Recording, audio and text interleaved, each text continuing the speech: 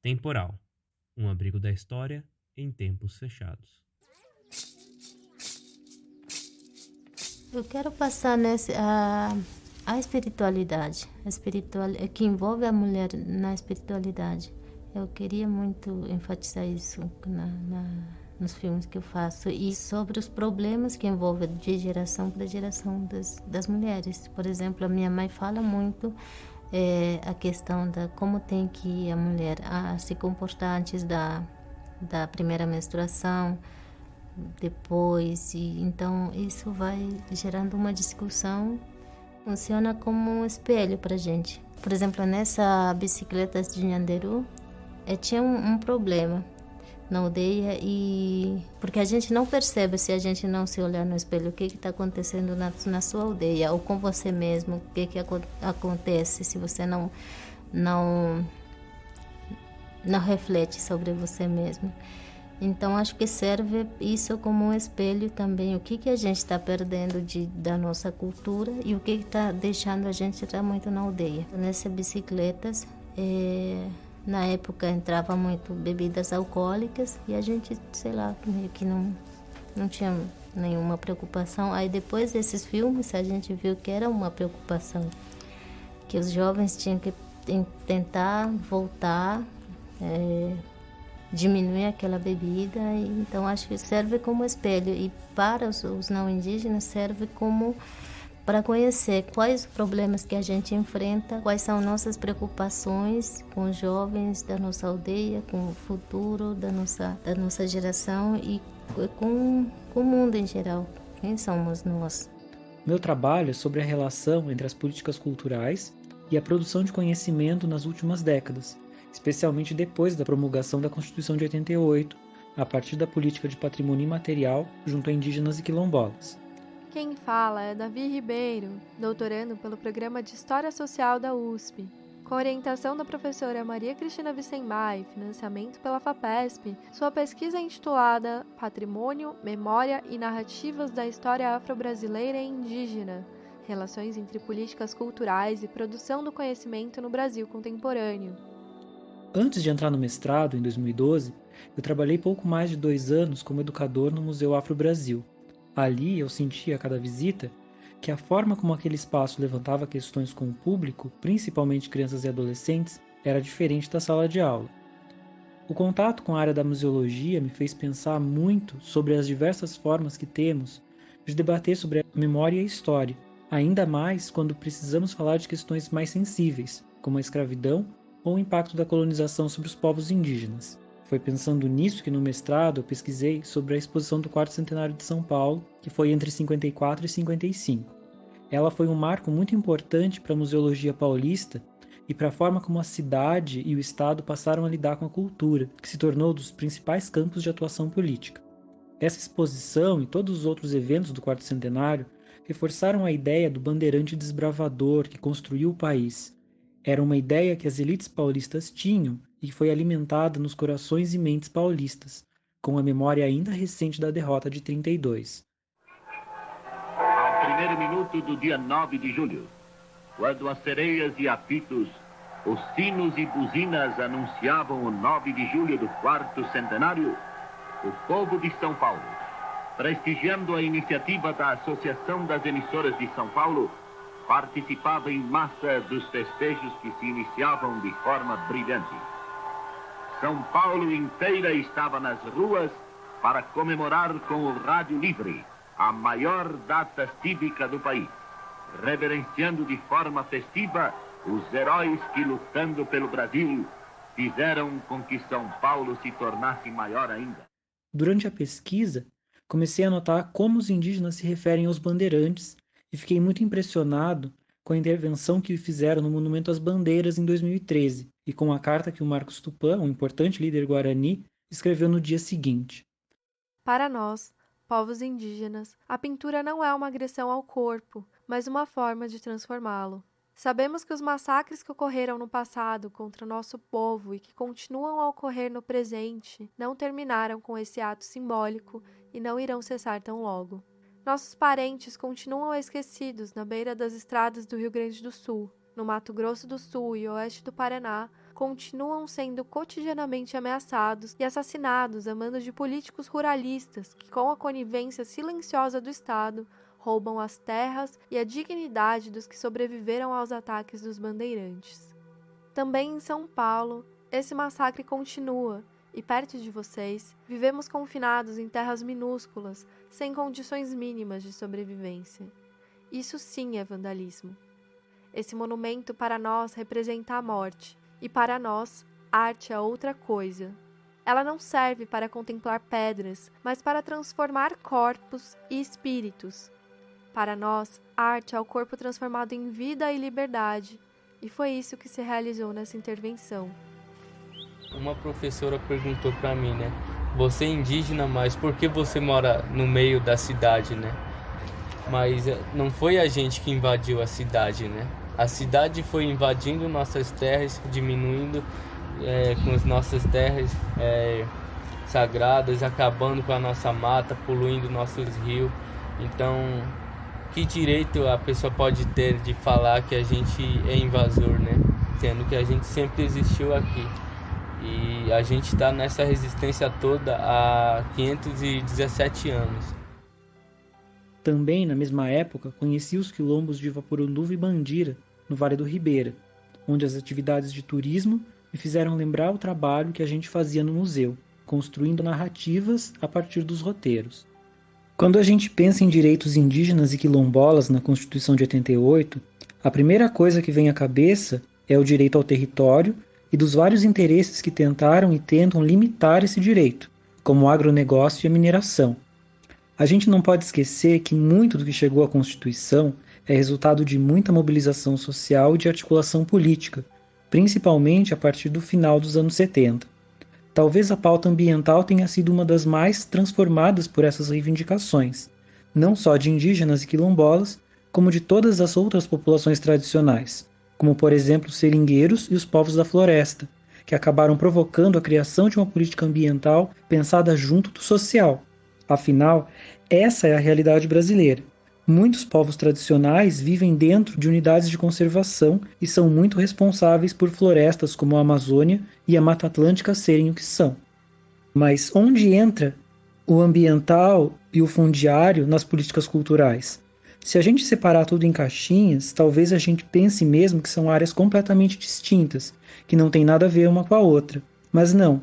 Para indígenas e quilombolas, e em maior ou menor grau para outros povos tradicionais, cultura e natureza estão profundamente interligadas.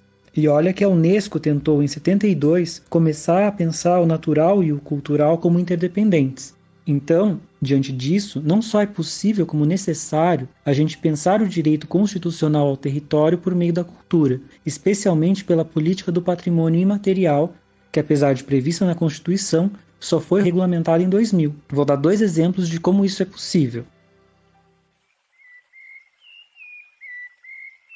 Primeiro, os Guarani-Mbiá, que têm um conceito de território bastante rico e que se faz no trânsito, na caminhada, foram frequentemente taxados de nômades, de estrangeiros. Mas como se as fronteiras sobre o seu território de circulação tradicional do interior ao litoral da América do Sul chegaram depois? O Rio Uruguai, por exemplo, que foi definido por Brasil e Argentina como uma fronteira, é um ponto de travessia entre duas partes do território tradicional de circulação para esses Guarani. Permite a comunicação, a troca, a relação entre os diversos pontos da imensa rede formada pelos lugares em que os Guarani podem viver bem o seu modo de vida. Esses lugares, as aldeias, estão no Paraguai, na Argentina e no sul e sudeste do Brasil, especialmente. É essa a dinâmica desse povo. A caminhada, entre outras muitas coisas, faz parte da busca pela superação da condição perecível da humanidade. Quando o IPHAN do Rio Grande do Sul começou a implantar a política de patrimônio imaterial em 2003, optou por trabalhar com os Guarani que vendem artesanato no alpendre do Museu das Missões, um pequeno edifício projetado por Lúcio Costa no interior do sítio histórico da antiga redução de São Miguel Arcanjo, no noroeste do Rio Grande do Sul. Vale lembrar que as ruínas de São Miguel são patrimônio tombado pelo IPHAN em 1938, ou seja, faz parte da primeira lista de bens tombados, e é patrimônio da humanidade desde 1983. Segundo a historiadora Beatriz Freire, que era responsável pela área de patrimônio imaterial no IPHAN gaúcho, o discurso sobre os Guarani e a forma como estavam vendendo ali dentro não estava de acordo com o que se espera da razão maior da experiência histórica das missões. Quer dizer, não haveria as missões e não haveria patrimônio se não fossem os povos indígenas. Sendo assim, era urgente uma mudança de rumo. Uma das características dessa nova política de patrimônio é que ela não é de cima para baixo. Não são os técnicos do patrimônio que vão definir o que deve ou não ser reconhecido como patrimônio, mas as pessoas para quem determinado bem cultural é relevante. Essa ideia vem do fim dos anos 70, do grupo de Aloysio Magalhães. Foi determinante para a Constituição e para que no fim dos anos 90 ajudou a construir a política de patrimônio imaterial. Não vou detalhar o percurso todo, mas acho importante ressaltar que os anos de pesquisa que levaram ao registro da Tava, Casa de Pedra, que é a forma como os Guarani compreendem as ruínas de São Miguel como patrimônio imaterial brasileiro em 2014, são um importante reconhecimento da forma como os Guarani vivem a territorialidade. Esse inventário desencadeou projetos mais abrangentes no IPHAN, considerando o conjunto das aldeias do Espírito Santo ao Rio Grande do Sul, e deu passos importantes na direção de um esforço conjunto entre Brasil, Argentina, Paraguai e Bolívia para atender às diversas demandas guarani. Recentemente, a Tava foi reconhecida como Patrimônio Cultural do Mercosul. O segundo exemplo está no Vale do Ribeira e tem a ver com outro interesse que afeta os territórios de povos tradicionais, que é a construção de barragens. O rio Ribeira de Iguape é o único rio de grande porte no território de São Paulo, do estado, que não tem barragens. Na década de 80, a indústria e o governo desejaram construir um conjunto de represas para usinas hidrelétricas ali. Isso inundaria terras de comunidades quilombolas, ribeirinhas, indígenas e caiçaras do sul do estado e afetariam as suas condições de vida. Essa era uma das principais lutas das diversas comunidades negras rurais que existem nessa região, que foi uma das primeiras áreas de mineração do Brasil. Na mesma época, com a Constituição de 88, ressurgiram os quilombos, depois de um século na legislação brasileira.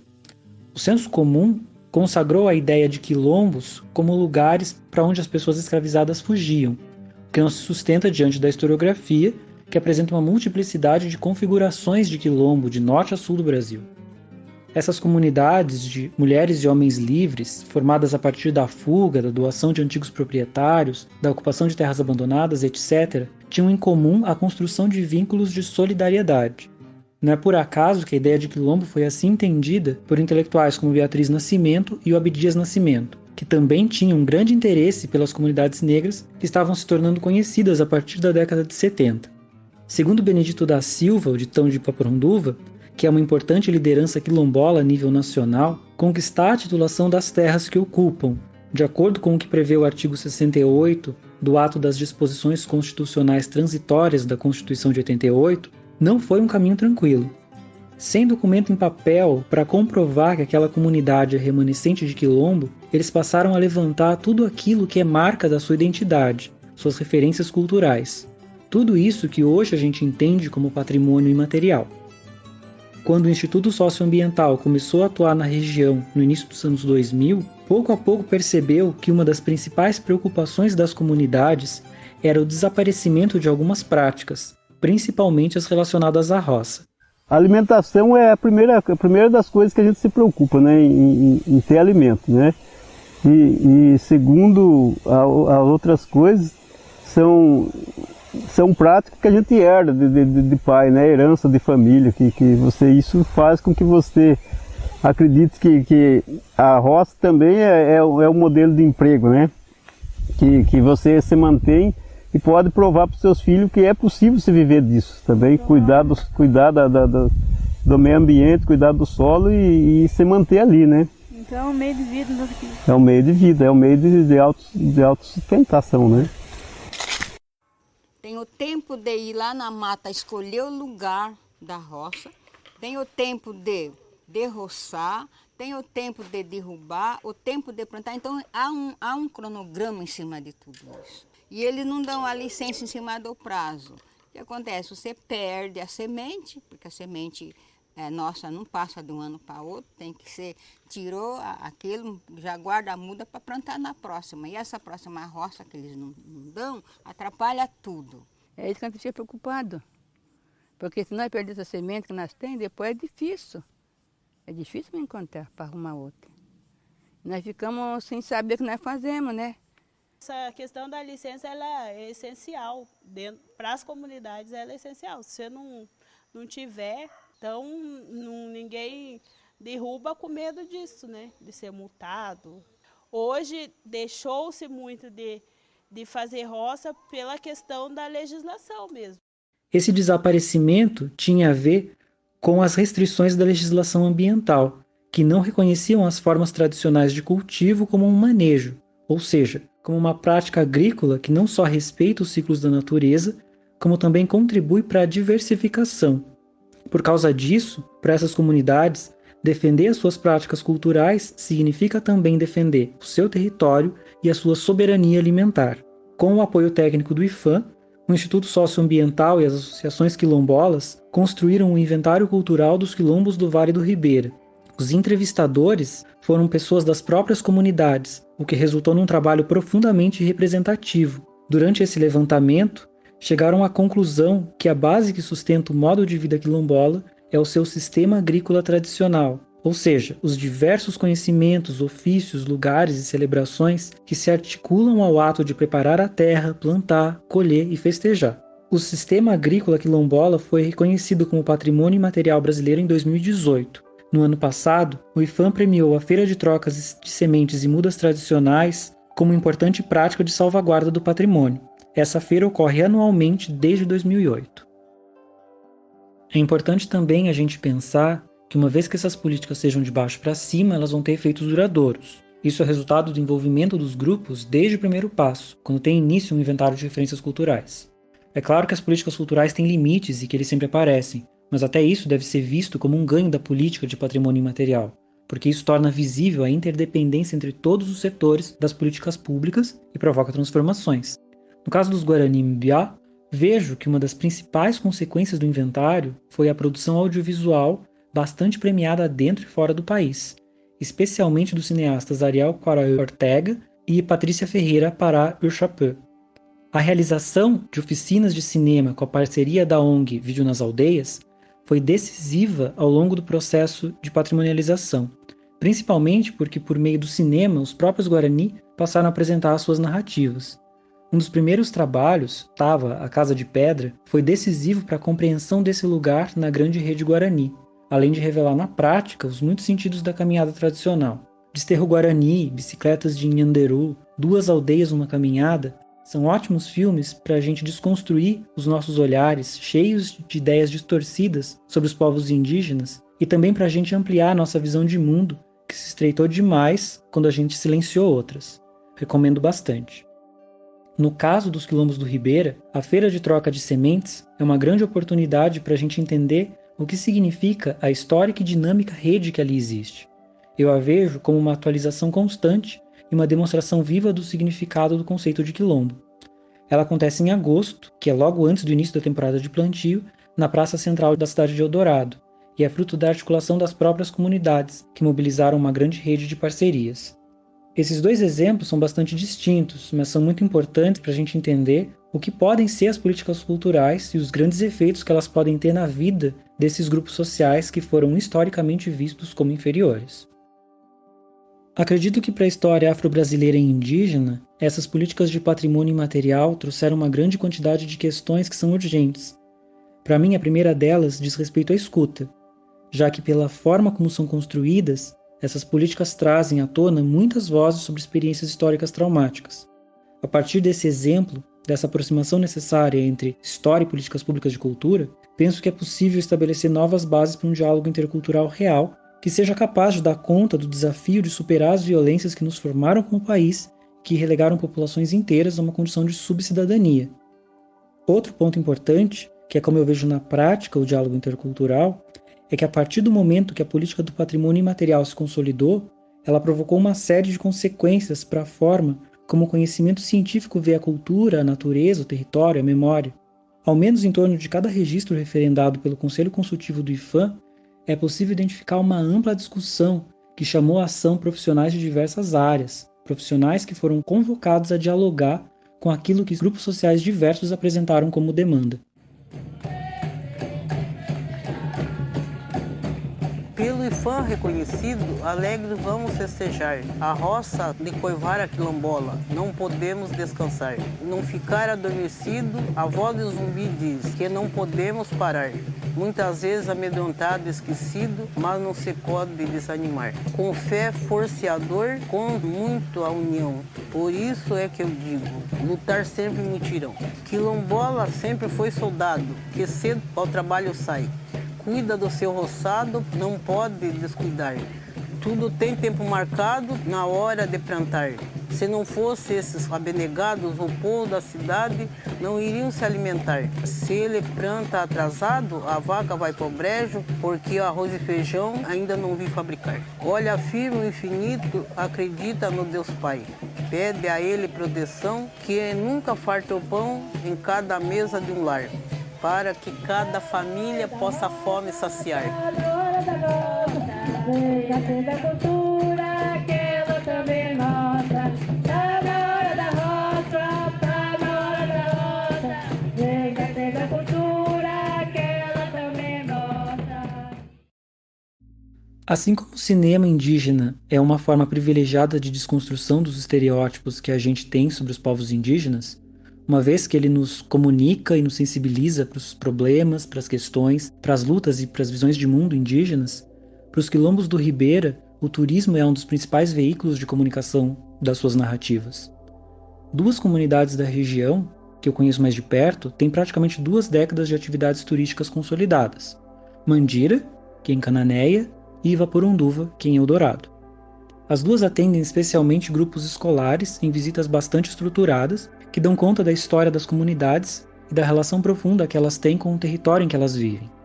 Digo por experiência própria e por observação que essas vivências são um instrumento transformador que permite não só a gente quebrar os sensos comuns sobre o que é um quilombo, mas também para entender a importância de uma política ambiental que considera os povos tradicionais como agentes fundamentais na conservação do meio ambiente.